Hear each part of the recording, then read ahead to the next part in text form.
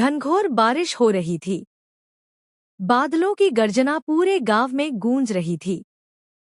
पहाड़ों के बीच बसा छोटा सा गांव बांसगांव अपनी शांति के लिए मशहूर था, मगर पिछले कुछ महीनों से यहाँ अजीब घटनाएं होने लगी थी।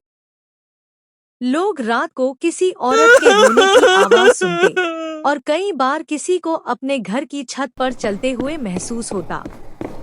किसी को समझ नहीं आ रहा था कि यह सब क्या हो रहा है।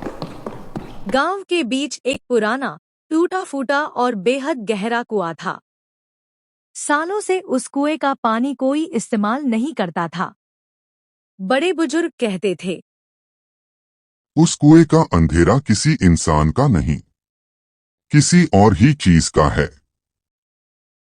किसी ने कभी इसकी सच्चाई नहीं जानी। लेकिन एक रात सब बदल गया। एक दिन आरव, शहर से आया 22 साल का फोटोग्राफर, गांव में प्राकृतिक तस्वीरें लेने आया था। वह बहुत जिज्ञासु था और रोमांच पसंद करता था। उसे रहस्यमय जगहों की कहानियां सुनना पसंद था। जब उसने कुएं की कहानी सुनी तो उत्सुकता बढ़ गई। उस रात जब वो पास के ही एक घर में ठहरा था, अचानक बाहर से जोर की चीख आई।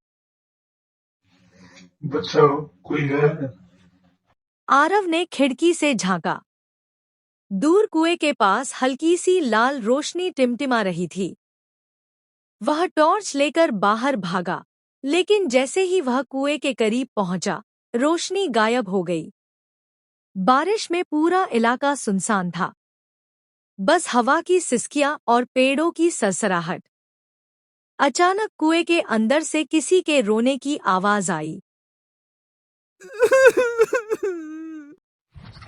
मुझे बाहर निकालो प्लीज, मैं मर जाऊंगी। आरव का दिल तेजी से धड़कने लगा। आवाज बहुत साफ और दर्द-भरी थी। लेकिन इतनी रात को कोई कुएं में क्यों होगा? वह झुककर अंदर देखने लगा। अंधेरा, गहरा अंधेरा, जहां टॉर्च की रोशनी भी निगल ली जाती थी।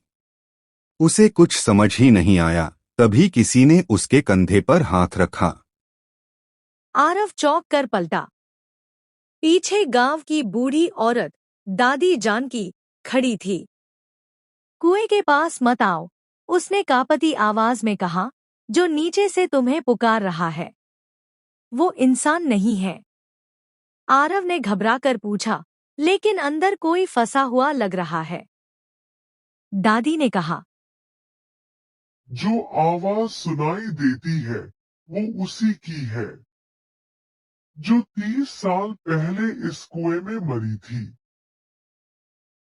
दादी जानकी उसे अपने घर ले गईं और मोमबत्ती जलाकर बैठीं।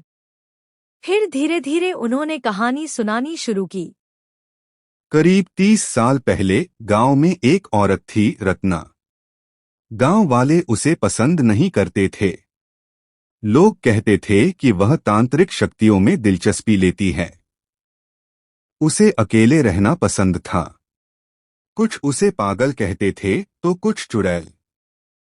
एक रात गांव के कुछ लोगों ने उस पर चोरी का झूठा आरोप लगाया। गुस्से में बेकाबू भीड़ उसे घर से घसीटकर निकाल लाई। किसी ने उसे बोलने तक नहीं दिया। उसे पत्थरों से मारा, पीटा और आखिर में घसीटकर इसी कुएं में फेंक दिया। दादी की आंखों में डर झलक रहा था। रत्ना की मौत तुरंत नहीं हुई थी। वो कई घंटों तक कुएं में तड़पती रही, चिल्लाती रही। प्लीज बचाओ, मैं मरना नहीं चाहती, प्लीज। पर कोई बचाने नहीं गया। गांव पर तभी से उसका शाप है। रात में वही रोती है, वही बुलाती है। जो भी उसकी आवाज सुनकर कुएं के पास जाता है, लौटकर नहीं आता। आरव पहली बार थोड़ा डरा, लेकिन साथ ही उसके अंदर की जिज्ञासा और बढ़ गई। अगली रात बारिश फिर शुरू हो गई। हवा में बेचैनी थी। आरव सो नहीं पाया। रात के करीब 1 बजे फिर वही आवाज। बचाओ, कोई है? मुझसे गलती हो गई है, मुझे बाहर निकालो, प्लीज। पर ये आवाज आज पहले से ज्यादा दर्दभरी और साफ थी। आरव खुद को रोक नहीं पाया। हाथ में कैमरा और टॉर्च लेकर फिर कुएं की तरफ चल पड़ा। जैसे ही वह पास पहुंचा, हवा का तापमान अचानक कम हो गया। सांसों से भाप निकलने लगी। टॉर्च की रोशनी अजीब तरीके से टिमटिमाने लगी। कुएं के किनारे पहुंचकर वह झुककर नीचे देखने लगा। अचानक उसे कुएं के अंदर एक औरत का चेहरा नजर आया, फीका, भीगा हुआ, आंखें लाल और होंठ हल्की मुस्कान में उठे हुए। और अगली ही क्षण उसके पीछे से किसी ने उसे जोर से धक्का दिया। वह संतुलन खो बैठा और कुएं में गिरने ही वाला था कि उसने दीवार पकड़ ली और किसी तरह वापस ऊपर चढ़ गया। जब वह ऊपर आया, कोई नहीं था, सिर्फ अंधेरा। आरव समझ गया कि ये साधारण भूत नहीं है। उसने अगले दिन गांव की पुरानी फाइलें और रत्ना की जानकारी जुटाई। उसे पता चला रत्ना चुड़ैल नहीं थी। वह पढ़ी लिखी महिला थी जो लोगों का इलाज करती थी। गांव वालों ने अंधविश्वास में आकर उसे मारा था। यानी रत्ना की आत्मा बदला ले रही थी। लेकिन आरव ने एक और अजीब चीज पाई, रत्ना के शव को कभी कुएं से निकाला ही नहीं गया था। उसकी हड्डियां अब भी नीचे पड़ी थीं। शायद इसलिए आत्मा शांत नहीं हो पाई।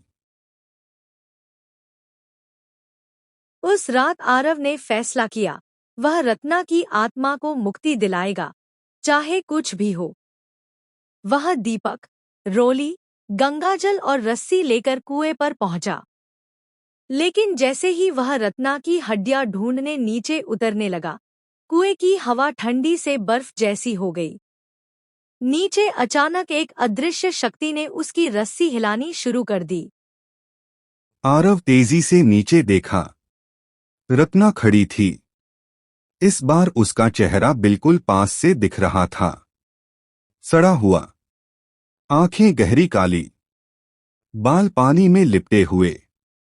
वह आत्मा उसे मारने वाली थी। तभी आरव ने डरते हुए कहा, मैं तुम्हें मुक्त करने आया हूँ। रत्ना रुक गई। आंखों में एक पल के लिए दर्द झलका। फिर उसने एक दिशा की ओर इशारा किया जहां जहां उसकी हड्डियां पड़ी हुई थीं। आरव ने कांपते हाथों से हड्डियों को उठाया लेकर गांव आने लगा। रत्ना धीरे धीरे गायब होने लगी, जैसे धुंध हो। आरव ने गांव वालों की मदद से हड्डियों का विधि विधान से अंतिम संस्कार किया। अंतिम संस्कार के बाद गांव में शांति लौट आई। लोग राहत की सांस लेने लगे। लेकिन उसी रात जब आरव वापस लौटने की तैयारी कर रहा था, उसके कमरे की खिड़की पर किसी ने दस्तक दी। ठक ठक ठक। उसने खिड़की खोली। बाहर कोई नहीं था। वह मुड़ा ही था कि पीछे से किसी ने फुसफुसाकर कहा, धन्यवाद, लेकिन मेरा बदला अब भी बाकी है। आरव ने मुड़कर देखा। रत्ना का चेहरा उसके ठीक पीछे था। कहानी खत्म नहीं हुई। रत्ना वापस आ चुकी है।